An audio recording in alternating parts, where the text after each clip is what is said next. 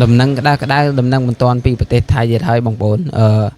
ខាងប្រជាជនថៃដែលគេមានអបិយជំនឿជឿជាក់ហើយនឹងអ្នកដែលគេមិនគ្រប់គ្រងលើស្ដេចរបស់គេដែលមកឈ្លានពានលើទឹកដីប្រទេសកម្ពុជាដែលធ្វើឲ្យមានសង្គ្រាមធ្វើឲ្យសេដ្ឋកិច្ចជាតិធ្លាក់ចុះហ្នឹងគេចាប់ដើមធ្វើពិធីបួងសួងកម្មាទោសទៅដល់បុព្វបុរសដូនតាខ្មែរនិងប្រាសាទព្រះវិហារដែលទង្វើនេះដែរគឺថ្នាក់ដឹកនាំរបស់ប្រទេសថៃគេបានចោទថាជាទង្វើដ៏អាម៉ាស់ដ៏អៀនខ្មាស់របស់ប្រជាជនខ្លួនឯងដែល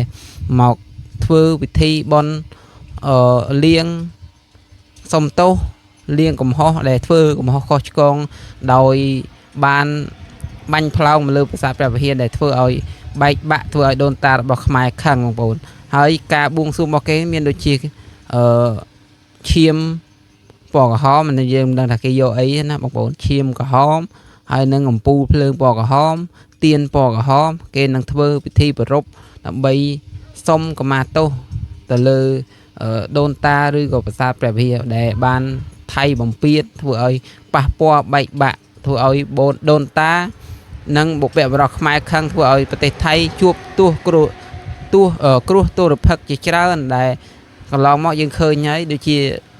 គ្រោះធម្មជាតិការបាក់ដីដោយមិនមានមូលហេតុអីជាដើមចឹងទៅបងប្អូនហើយនេះគឺជាប្រផ្នូលមួយដែលមិនល្អ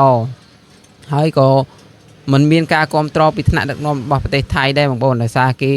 ថាទង្វើនេះធ្វើឲ្យប៉ះពាល់ដល់កិត្តិយសជាតិរបស់គេជាខ្លាំងបងប្អូនហើយសម្រាប់ព័ត៌មានអាប់ដេតយ៉ាងម៉េចទៀតបងប្អូនកុំភ្លេច